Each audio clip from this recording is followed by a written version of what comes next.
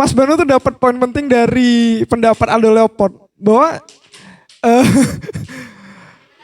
pendapat dari Aldo Leopold orang banyak yang berpikir bahwa Aldo Leopold ini emang sebenarnya tuh bukan filosofis tapi lebih ke naturalis aja. Dia tuh emang cinta banget sama alam. Karena kalau di bukunya sendiri di Country Almanac itu, Scent of Country Almanac itu memang lebih banyak menjelaskan observasinya gitu loh. Kayak lebih ya jadi menjelaskan kayak keindahan-keindahannya, keindahan baru di halaman-halaman terakhir tuh dia menulis esainya tentang etika lahan ini. Jadi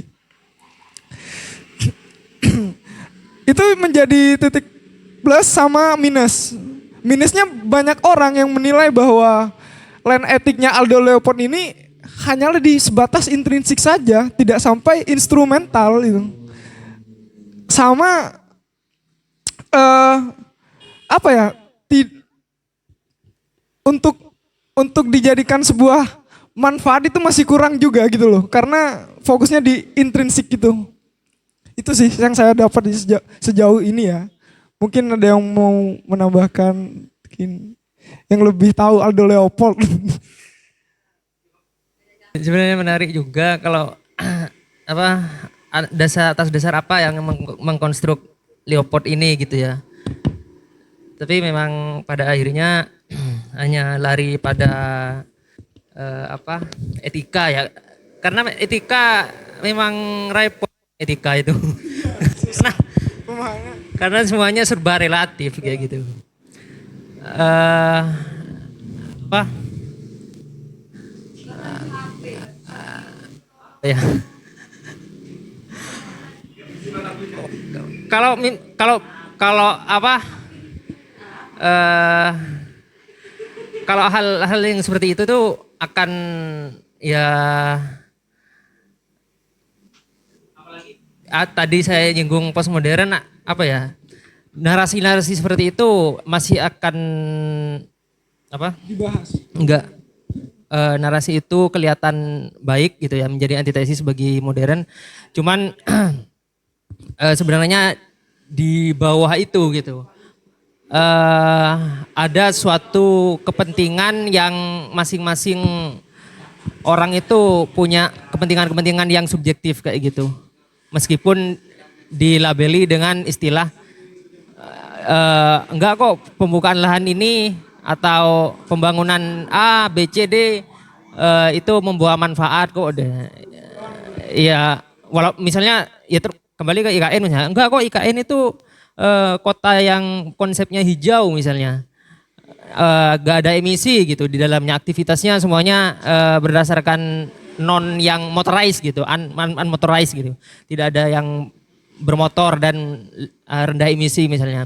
Nah itu kan narasi yang ada besar di atasnya, cuman di balik itu kan sebenarnya masih ada kepentingan-kepentingan yang relatif subjektif kayak gitu.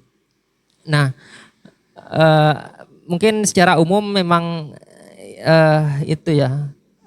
Kalau misalnya menyentuh ranah yang lebih epistemologi mungkin menarik ya, menarik kayak gitu.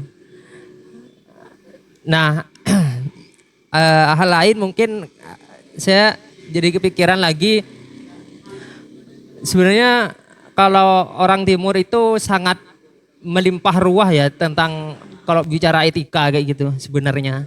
Apalagi Indonesia sendiri, misalnya kalau di karena kita lebih verbal kayak gitu ya, zaman dulu cerita-cerita apa kayak gitu ya, menyampaikan cerita-cerita rakyat kayak gitu, misalnya ada istilah hutan larangan gitu. Iya. Iya, hutan larangan, hutan adat, saya kira suatu hal yang sama aja. Itu kan sesuatu yang kayaknya udah deh kamu gak usah banyak tahu kenapa hutan itu dilarang untuk dimasuki kayak gitu kan. Nah dalam konteks zaman ini kan itu, atau bahkan kan yang dia dinarasikan oleh dongeng itu kan seolah-olah kayak ada penunggu kayak gitu. sehingga pohon itu tidak boleh ditebang gitu. Nah, dalam konteks ini kan mungkin itu bisa diolah lagi menjadi suatu hal yang ke ranah lingkungan gitu ya. Karena memang hutan itu tidak seharusnya untuk selalu deforestasi gitu. Kayak gitu. Jadi memang kalau dalam konteks Indonesia sendiri sebenarnya banyak hal nilai-nilai terhadap lingkungan itu sendiri yang sebenarnya ya membawa nilai-nilai kayak gitu ya. Sebenarnya dari zaman dahulu bahkan tanpa ya di luar konteks akhirnya masuk pemahaman barat dan lain-lainnya lah. Kita punya etika yang juga penting di situ. Itu sih. Kayak tadi juga sebenarnya itu ya apa?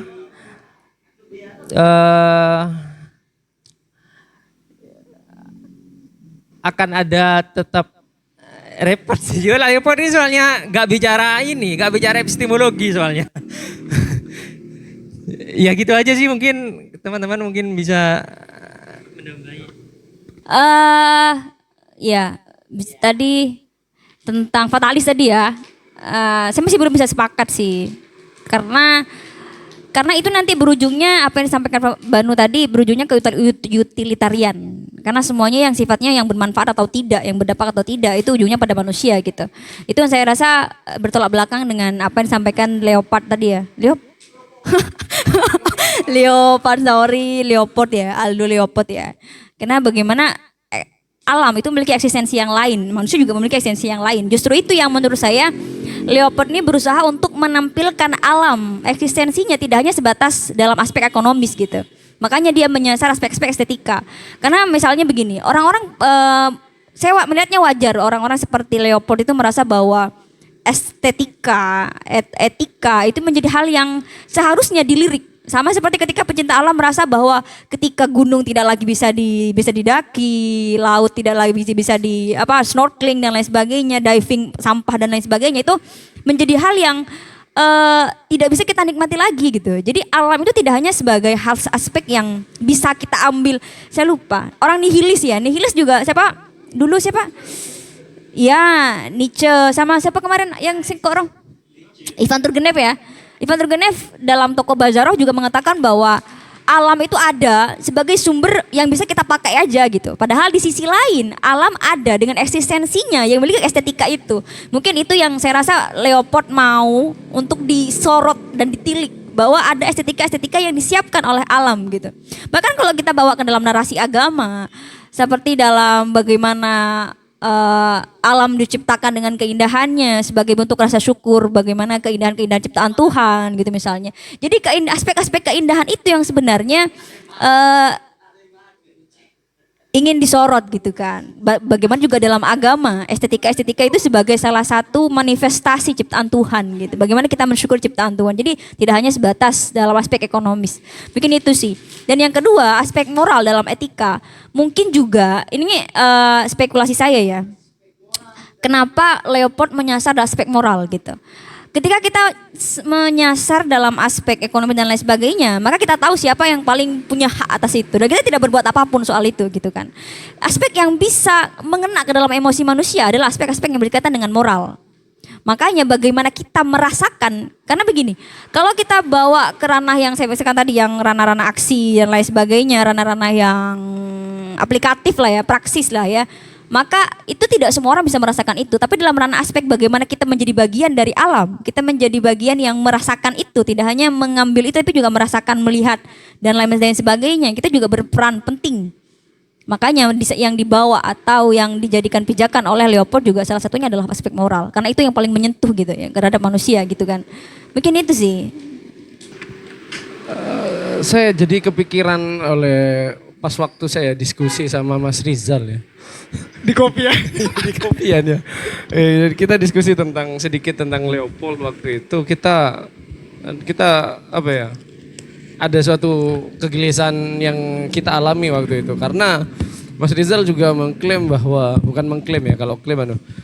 memberikan suatu pendapat bahwa Leopold sebenarnya daripada dikatakan sebagai filsuf ekologi, lebih cenderung dekat kepada ini aktivis alam yang apa? Lebih Polisi hutan kemarin. polisi hutan bahasanya, polisi hutan. Polisi hutan. Karena memang pendekatan yang bisa lakukan benar pendekatan preventif ya. Polisi hutan kan hanya bisa menangkap orang-orang yang akan melakukan ini. Kalau yang sudah melakukan itu berarti diizinkan, sudah bayar soalnya. Gitu. Jadi saya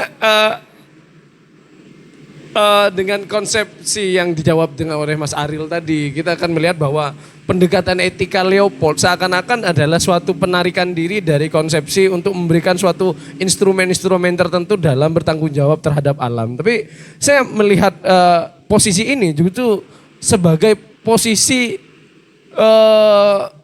Leopold sebagai seorang filosof alam. Bukan filosof alam ya, kalau filosof alam nanti pendapat tentang filosof ekologi. Karena memang perbedaan seorang filsuf dan seorang praktisi. Seorang filsuf nggak memiliki tanggung jawab untuk melakukan suatu gerakan dan mobilisasi massa dalam melakukan suatu hal yang mengarahkan kepada perubahan ke arah ranah-ranah tertentu. Akan tetapi seorang filosof itu memiliki tanggung jawab dalam membangun kesadaran. Kesadaran yang lebih luas terhadap apa-apa yang ia pikirkan dan dipandang sebagai suatu kebaikan. Dan ini saya aminkan bagaimana Leopold menggunakan pendekatan aksiologis ini baik dalam etika dan estetika dalam melihat alam. Jadi memang Leopold memang tidak memiliki tanggung jawab lebih kecuali menyebarkan kesadaran-kesadaran akan konsep etika naturalis. Jadi kalau kita melihat dari konsepsi naturalis yang dibawa oleh Leopold, meskipun saya belum baca bukunya ya Mas, jadi saya tidak tahu etika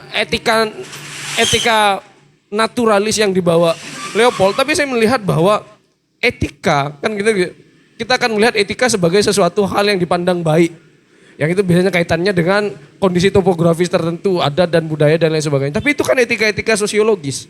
Nah sekarang yang menjadi kebaruan dari pemikiran Leopold justru tidak menisbatkan etika itu terhadap ranah-ranah yang bersifat sosiologis. Makanya tadi kalau yang disampaikan oleh pemantik ini menyampaikan bahwa etika terhadap hal yang tidak berkesadaran ya, bagaimana kondisi perbudakan akan manusia bergeser kepada kondisi perbudakan akan alam, ya kan alam. Dan hal itu bisa dikatakan dibenarkan melalui pendekatan-pendekatan bahwa alam adalah suatu hal yang tidak memiliki kesadaran. Nah, akan tetapi konsep etika di sini etika naturalis kepada alam ini tidak disandarkan oleh Leopold, tidak disandarkan kepada kesadaran tentang merawat alam kesadaran alam sebagai subjek, tapi kesadaran manusia sebagai subjek yang mengontrol alam, sehingga itu yang menyebabkan Leopold dapat diidentifikasi sebagai seorang antroposentris yang menyamar. Kalau menyamar mungkin yang antroposentris yang pusat pemikirannya secara ekosentris gitu ya. Ekosentris cuma terpaksa antroposentris. Oh gitu. Dia terpaksa waktu itu udah. Takutnya ya, dia seorang ekosentris murni, akan tetapi untuk melakukan membangkitkan kesadaran ya. Membangkitkan kesadaran secara dia terpaksa harus menggunakan pendekatan yang persuasif. Karena persuasif maka dia harus antroposentris. Pendekatannya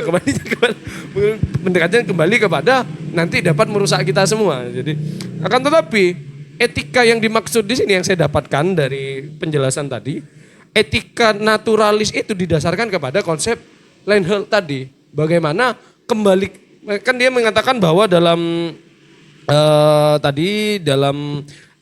interdependensi ada interdependensi ini tadi tentang proses siklus. Alam itu memiliki siklus ya. Kalau yang pertama adalah proses rantai makanan. Rantai makanan itu termasuk siklus ya. Siklus bagaimana suatu alam itu dapat melakukan healing. Pemindahan energi. Pemindahan energi kalau pakai pendekatan IPA ya. Energi itu berpindah. Ya. Tidak dapat diciptakan dan tidak dapat dimusnahkan, akan tetapi berpindah. Nah, etika alam itu, makanya dia etika alam yang dibangun oleh Leopold yang pertama itu dikatakan suatu hal yang benar atau etis secara natural apabila kita dalam melakukan sesuatu, tujuan utama adalah menjaga kontinuitas. cara menjaga kontinuitas itu kita melakukan sesuatu terhadap aspek recycle yang sudah ada di alam tadi, terhadap siklusnya. Jadi saat kita melakukan pembangunan secara etis, maka pembangunan kita harus memiliki orientasi terhadap hal-hal yang bersifat recycle tadi atau sesuai dengan siklus. Misalnya dengan plastik itu kan tidak sesuai dengan etika. Kalau itu tidak sesuai dengan konsepsi alami, tidak sesuai dengan hukum alam. Sehingga saat kita melakukan itu berarti kita dikatakan sebagai makhluk yang tidak etis. Karena hal itu menarik dari siklus alam tadi. Jadi etika naturalis menurut Leopold adalah etika yang dikembalikan kepada hukum alam dalam melakukan siklus kehidupannya. Tentang zat pengurai dan pengurai-pengurai lainnya. Jadi etika yang menghargai perpindahan energi. Etika yang tidak membatasi ruang perpindahan energi dari energi satu ke energi lainnya. Jadi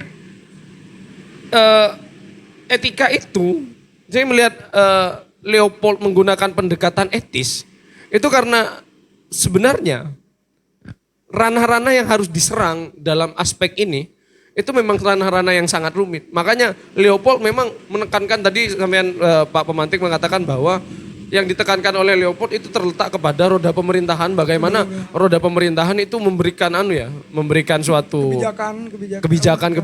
Kalau yang kemarin yang dibahas oleh Bang Wasil, Fritjof Capra kan langsung memberikan metode yang spesifik bahwa dalam melakukan hal ini maka pemerintah harus memberikan pajak yang lebih. Iya, pajak yang lebih kepada hal-hal yang tidak ramah terhadap alam. Seperti penggunaan plastik, energi-energi yang tidak terbarukan dan lain sebagainya. Maka harus dikatakan, hanya saja karena memang Leopold menggunakan pendekatan etis. Pendekatan etis itu didasarkan kepada kesadaran murni secara subjek. Makanya Leopold juga menegaskan bahwa dia hanya bisa melakukan hal-hal yang bersifat preventif. Dalam artian apa? Dalam artian yang paling fundamental bahwa kesadaran-kesadaran yang ditanamkan melalui etika naturalis di sini dapat mengarahkan manusia secara subjektif meskipun tidak bersifat banyak, tidak bersifat mobilisasi massa. Hal itu akan memberikan sedikit keterpengaruhan. Mungkin akan ada harapan herd kesadaran herd consciousness tadi tentang bagaimana seseorang yang memiliki komitmen terhadap alam dalam mengatur tindakan-tindakan sesuai dengan etika alam. Jadi etika alam yang dimaksud adalah etika bukan etika tentang kesopan santunan, tapi etika yang berdasarkan kesadaran akan siklus alam yang berputar. Sehingga untuk memberikan suatu pembangunan yang positif dan produktif itu tidak mengkhianati hukum ini. Tidak memberikan ganjalan-ganjalan dalam membangun siklus alam yang terjadi secara alami. Hal ini juga ditegaskan oleh Leopold dalam yang sampaian katakan tadi, karena saya juga baru mendengarkan dari sampean tadi. Perubahan penyebutan alam yang awalnya research menjadi community yang awalnya sumber daya menjadi community. Jadi kesadarannya itu adalah awalnya komoditas menjadi komunitas. Yang awalnya komoditas menjadi komunitas. Jadi alam itu tidak dipandang sebagai sesuatu hal yang kita memiliki jarak dan ketika kita melakukan hal terhadap komoditas kita tidak dapat mengeksploitasinya itu secara kesewenang-wenangan karena memang itu juga bagian dari komunitas kita. Alam itu adalah komunitas yang harus kita jaga. Begitu. Jadi ini kadang menjadi kayak apakah memang harus ada langkah-langkah yang terjadi secara instrumental untuk seorang Aldo Leopold? Kalau saya rasa itu tidak. Saya rasa tidak karena Leopold tidak berposisi sebagai kepala negara. Kalau Aldo Leopold itu adalah Pak Jokowi, maka Rocky Gerung akan menyerangnya juga gitu ya.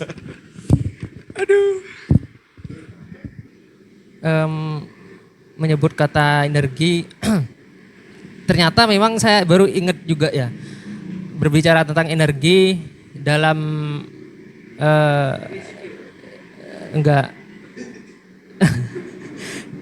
sains secara umum kan ada entropi di mana sistem entropi itu entropi itu suatu dalam energi itu termodinamika ya. Energi itu kan berbicara tentang termodinamika, di mana energi akan tadi dijelaskan Mas Banu akan tetap tidak berubah kalau kayak gitu. Nah, entropi ini mengukur energi di mana dia akan menuju ke sebuah keacakan kayak gitu. Termasuk kita ya dalam alam semesta ini kayak gitu. Jadi memang ya termasuk bumi, alam ini mau tidak mau semaksimal apapun penjagaan kita terhadap lingkungan kayak gitu. Alam semesta ini akan tetap menuju kepada keacakan kayak gitu. Iya, kehancuran. Itu dalam konsep termodinamika science ya, memang akan seperti itu. Ya, apakah itu memang bumi yang maunya bumi gitu ya, yang memang sebagai subjek mungkin yang ingin menuju ke arah sana gitu, keacakan dan kehancuran, itu kan terjadi. Jadi memang itu dari sisi alam gitu. Kemudian dari sisi manusianya itu sendiri,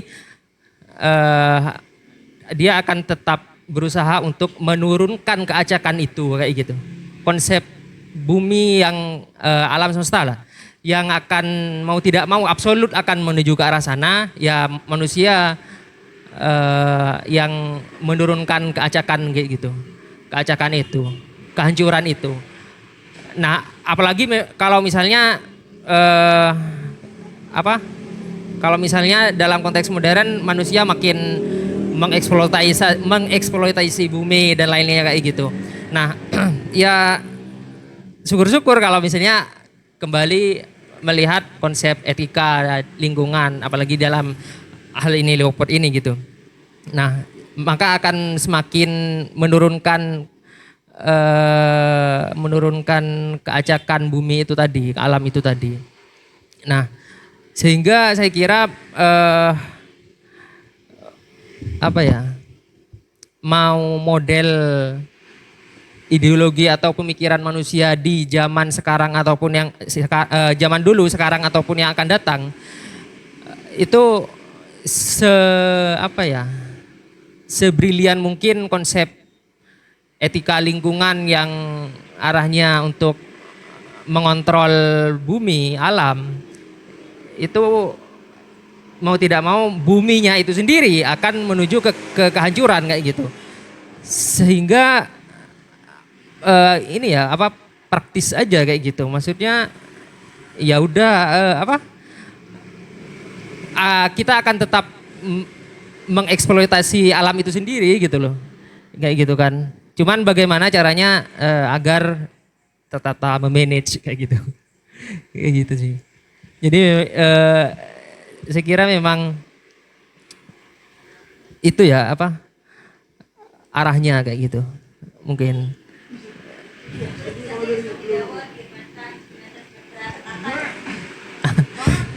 Kalau Saya nggak terlalu suka Leopold, saya bilang ke Mas Banu. jadi memang Iya kan? Nggak awalnya ya Mas Banu nyaranin Aldo Leopold gampang gitu, tapi setelah baca itu nggak terlalu menarik bagi saya ternyata. Bukan menarik sih, kayak nggak seperti kurang aku banget gitu. sehingga memang dalam hal ini mungkin ya kita berharap aja gitu ya IKN benar-benar walaupun dibangun dengan itu iya benar-benar dengan konsep hijau kayak gitu, karena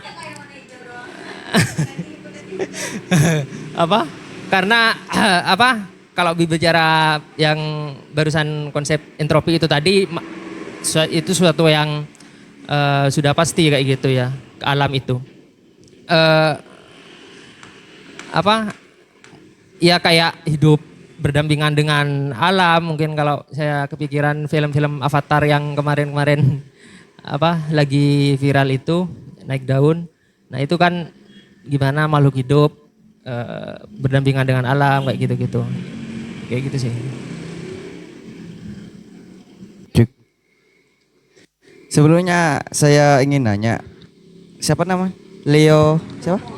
Leopold ini antroposentris. Seorang antroposentris. Dia tuh awalnya ekosentrik. Oh. Cuman karena dia perlu antroposentrik untuk mengembangkan ekosentrismenya. Jadi dia tuh gak bisa dikatakan benar-benar full ekosentrik karena masih ada keterikatan antroposentriknya di situ. Baik.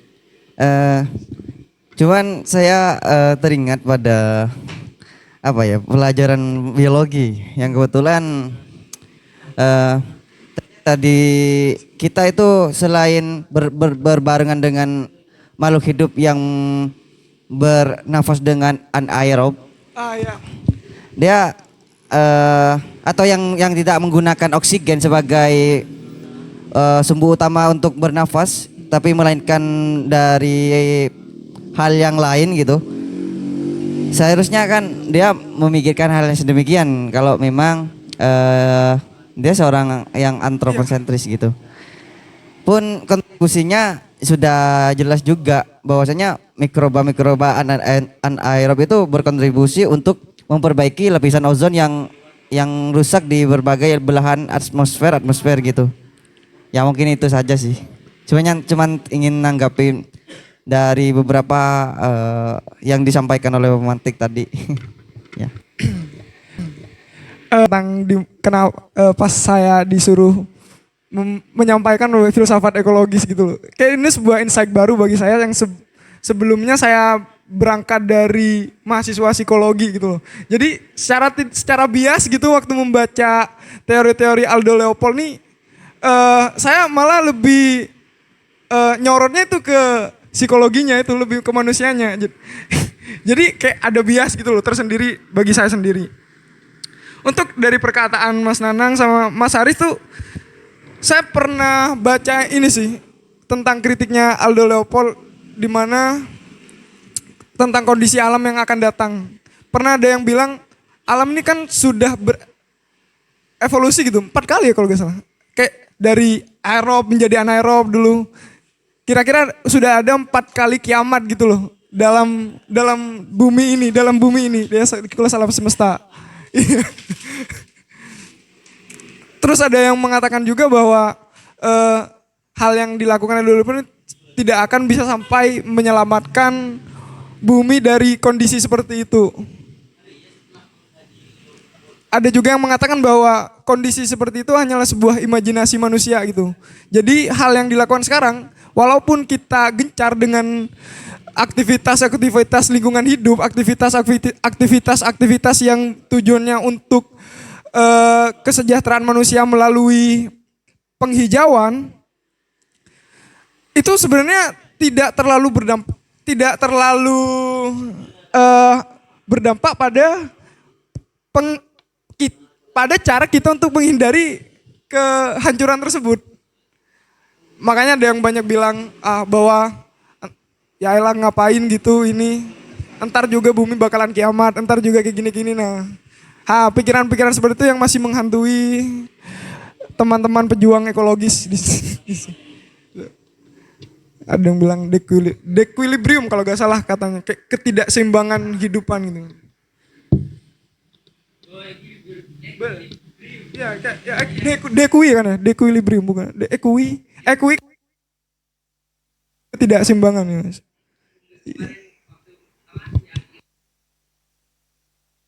Gimana maksudnya itu equilibrium dari segi ini leopard? Bukan cuman leopard. banyak orang-orang yang menyatakan bahwa kalau misalkan ntar Mas kemungkinan terburuk bahwa bumi bakalan menjadi dequilibrium, ketidakseimbangan gitu ekosistem di bumi karena ya dari udara yang rusak, yang dari ini itu katanya peran Aldo Leopold ini tidak terlalu penting untuk menghindari hal tersebut terjadi. Itu sudah pasti terjadi. Kayak banyak orang yang menganggap bahwa dequilibrium ini adalah sebuah kiamat gitu. Seperti itu Mas.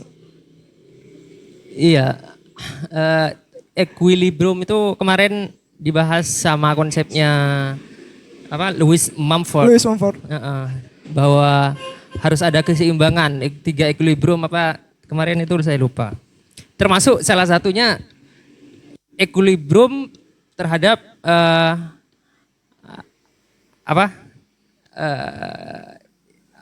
pengendalian jumlah penduduk. Gitu. Pengaruh dari jumlah penduduk. Ya mungkin secara praktis tadi menyuburkan sampai ke child free dan lain-lain. KB. Iya.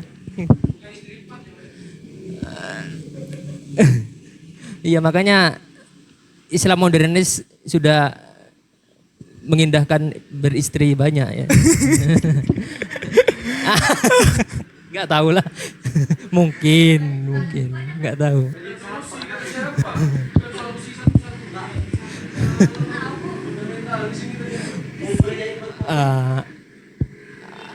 Apa dah?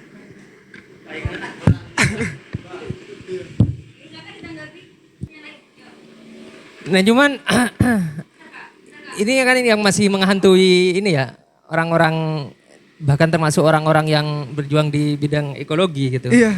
Masih menghantui soal Masih. seperti itu. Repot bunda ya. Maka ini apalagi orang-orang yang berada di luar ranah itu gitu.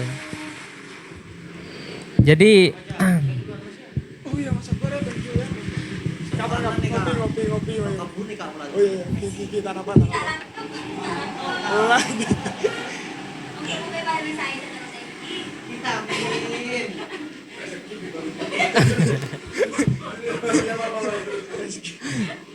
sehingga akan berputar-putar pada term fatalis itu tadi gitu.